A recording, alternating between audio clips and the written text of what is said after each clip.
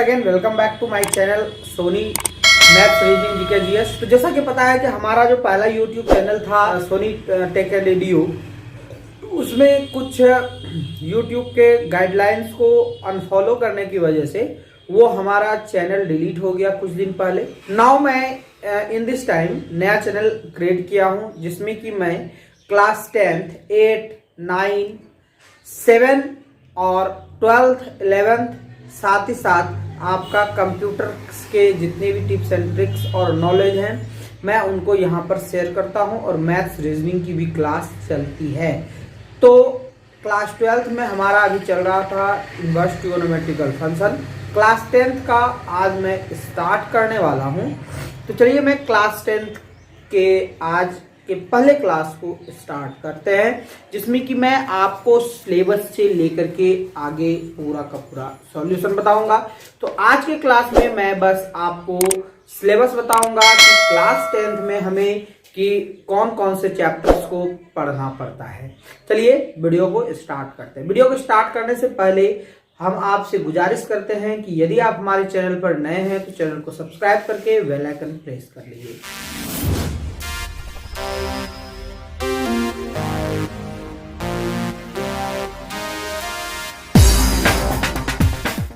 तो देखिए आज का जो हम लोगों का ये टॉपिक है इसमें हम लोग केवल सिलेबस पढ़ेंगे क्लास 10th का। फिर नेक्स्ट क्लास से मैं पूरा डिटेल करूंगा। तो जैसा कि आप देख रहे हैं कि पहला हम लोग पढ़ेंगे वास्तविक संख्या। ये वास्तविक संख्या में हम लोग पढ़ेंगे क्या क्या, इन सभी चीजों को मैं पूरा डिटेल से मैं आपको एक्सप्लेन करता हूं।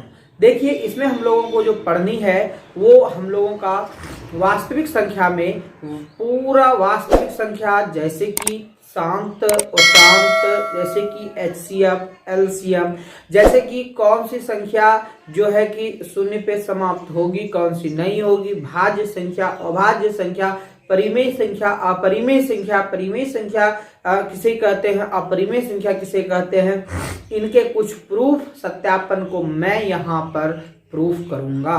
और शांत अनावर्ती, शांत आवर्ती, इन सारी चीजों को आप वास्तविक संख्या के अंतर्गत कंप्लीट करोगे। चलिए दूसरा जो बात कर लेते हैं वो हम लोगों का जो चैप्टर होगा वो होगा बहुपद, जिसको कि हम लोग पॉलिनोमियल कहते हैं। इस पॉलिनोमियल में हम लोग सारा डिटेल करेंगे।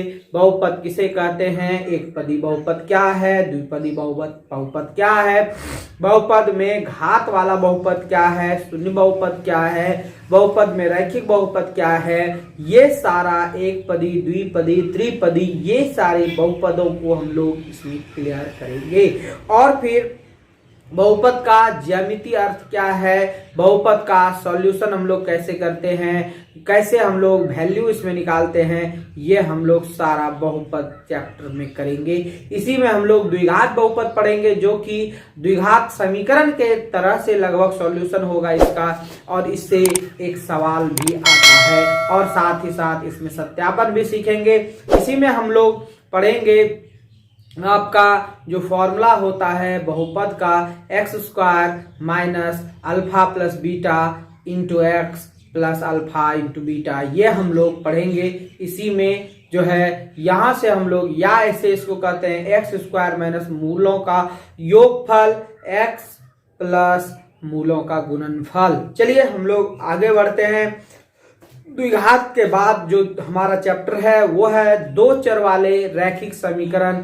इसमें हम लोग समीकरण का सॉल्यूशन सीखेंगे तीन विधि से, जो तीनों विधि हम लोग यहाँ पर सॉल्यूशन करके कंप्लीट करेंगे, जो कि ब्रजगुणन विधि होगा, आपका प्रतिस्थापन विधि होगा और फिर विलोपन विधि होगा। तो इस विधि के द्वारा हम लोग ग्राफीय विधि द्वारा हल करने के लिए भी इसमें सीखेंगे। तो दो चर वाले रैखिक समीकरण में भाषा वाला भी बहुत सारा सवाल होगा, उस सवाल को भी इसमें कंप्लीट करेंगे। चलिए वीडियो में आगे बढ़ते हैं। नेक्स्ट जो चैप्टर होगा वो हमारा द्विघात समीकरण होगा। जिसमें कि हम लोग द्विघात समीकरण को 2-2, 3-3 विधि से हल करने के लिए सीखेंगे, गुणनखंड विधि से, श्रीधराचार्य विधि से और पूर्ण वर्ग विधि द्वारा हल करके। तो द्विघात समीकरण हो गया। चलिए नेक्स्ट हम लोग जो बात कर लेते हैं वो है समांतर श्रेणी, अर्थमेटिक प्रोग्रेशन। इसमें हम लोग एपी के 3 चैप्टर इसमें पढ़ेंगे। एक पढ़ेंगे nth टर्म, एक पढ़ेंगे हम लोग इसका समांतर श्रेणी का जो है कि योग के बारे में, और फिर इसका nth टर्म nवां पद प्राप्त करेंगे। एक पद सिंपली पढ़ेंगे और फिर एक nवां पद पढ़ेंगे, एक इसका सम पढ़ेंगे, योग पढ़ेंगे, और फिर इसमें जो है थोड़ा बहुत माध्य भी है तो उसको भी जो है हम लोग देख लेंगे। केसेसना में माध्य वाला भी सवाल कुछ है। नेक्स्ट बात कर लेते हैं अर्थमेटिक प्रोग्रेशन के बाद तो हम लोग इसमें त्रिभुज चैप्टर पढ़ेंगे, जिसमें कि त्रिभुज के इसमें 6.56 तक हम लोग पढ़ेंगे। छठा चैप्टर है ये, बहुत ही थोड़ी सी सेकेंड में यहाँ से शुरू हो जाती है, ये थोड़ी सी टफ होती है। बच्चे पहला चैप्टर दूसरा चैप्टर कंप्लीट करते हैं, फिर तीसरा चौथा पांचवा छोड़ देते हैं, बट ऐसा नहीं, मैं पूरा का पूरा आपको कंप्लीट त्रिभुज बताऊंगा। और फिर इसमें 6.1 समरूपता की कसौटी, सर्वांग समता की कसौटी, सारे चीज बताते हुए थेल्स के विलोम, पाइथागोरस के विलोम, मैं A to Z यहाँ पर कंप्लीट करूंगा।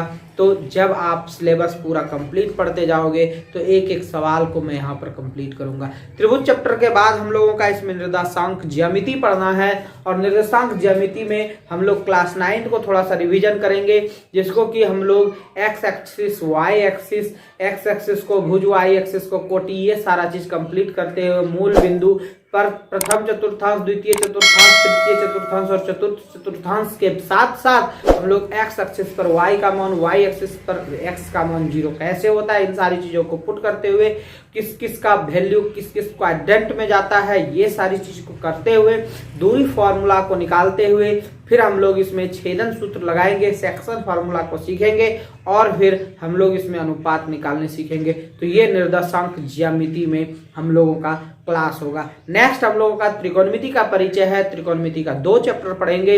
एक त्रिकोणमिति का पढ़ेंगे त्रिकोणमिति, जिसमें 4 चैप्टर हम लोग पढ़ेंगे, और एक पढ़ेंगे त्रिकोणमिति का अनुप्रयोग, जिसमें कि हम लोग हाइट एंड डिस्टेंस, ऊंचाई एवं दूरी पढ़ेंगे।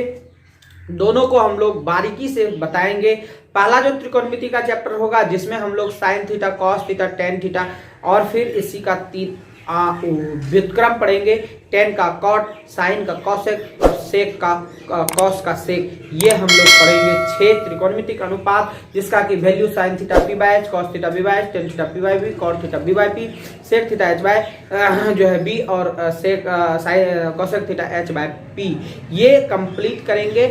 उसके बाद हम लोग इसमें जो है न्यून कोण से रिलेटेड, न्यून कोण से कम का रिलेटेड, अधिक कोण से ज्यादा से रिलेटेड, या फिर 90 डिग्री, 0 से लेके 90 के वैल्यू को मैं यहाँ पर कवर करूंगा इस जो है कि चैप्टर के अंतर्गत।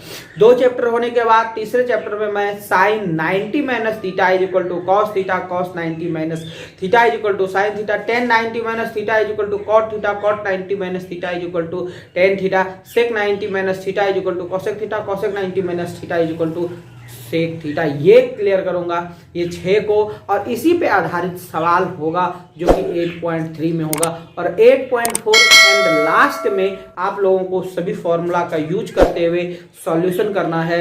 जैसे कि tan theta is equal to sign theta बटे cos theta, cot theta is equal to cos theta बटे साइन थीटा, इस तरह के जितने भी फॉर्मूला है 1 + tan square theta is equal to sec square theta, 1 + cot square theta is equal to cosec square theta, ये सारे चीजों को sin square theta plus cos square theta is equal to 1, ये सारा कंप्लीट करते हुए मैं आपको उसका सॉल्यूशन 8.4 में बताऊंगा। और हाइट एंड डिस्टेंस में उन्नयन कोण, अवनवन कोण से रिलेटेड, और फिर जो है कि हम लोग पोल यानी कि कहीं पे खंबा है, फिर जो है कि कह सकते हैं हम लोग कि कहीं टावर है, वो सारी चीज़ों को कोणीय इत्यादि, ये सारा चीज़ हम लोग करेंगे। तो ये हो गया हम लोगों का त्रिकोणमिति और त्रिकोणमिति अनुप्रयोग। इसके बाद हम लोग पढ़ेंगे वृत्त चैप्टर। वृत्त में हम लोग वृत्त का जितना भी थ्योरम है वो पढ़ेंगे। वृत्त के बाह्य बिंदु से वृत्त पर खींची गई स्पर्श रेखा की लंबाई बराबर होती है, ये सिद्ध करेंगे। और ये भी सिद्ध करेंगे कि वृत्त के बाह्य बिंदु से केवल 2 ही स्पर्श रेखाएं खींची जा सकती है, ये दोनों इंपॉर्टेंट है।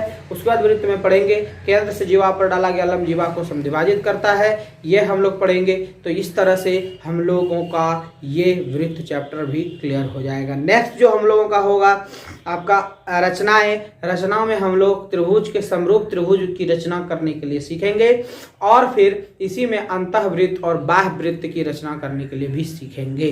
तो अंतःवृत्त यानी कि वृत्त के अंदर त्रिभुज बनाना मीन्स अंतःवृत्त, और फिर त्रिभुज के अंदर वृत्त का निर्माण करना ये अंतःवृत्त होता है, जो कि हम लोग कोण का समद्विभाजन करके करते हैं और भुजा का समद्विभाजन करके बाहर वृत्त के त्रिभुज के बाहर वृत्त को खींचते हैं। तो ये रचना के अंतर्गत हम लोग पढ़ेंगे। नेक्स्ट जो पढ़ेंगे वृत्त का क्षेत्रफल से संबंधित पढ़ेंगे। वृत्त का क्षेत्रफल में आपका वृत्त का क्षेत्रफल हो जाएगा, वलय का क्षेत्रफल हो जाएगा, आपका वृत्त का चतुर्थांश का क्षेत्रफल हो जाएगा, अर्धवृत्त का क्षेत्रफल हो जाएगा।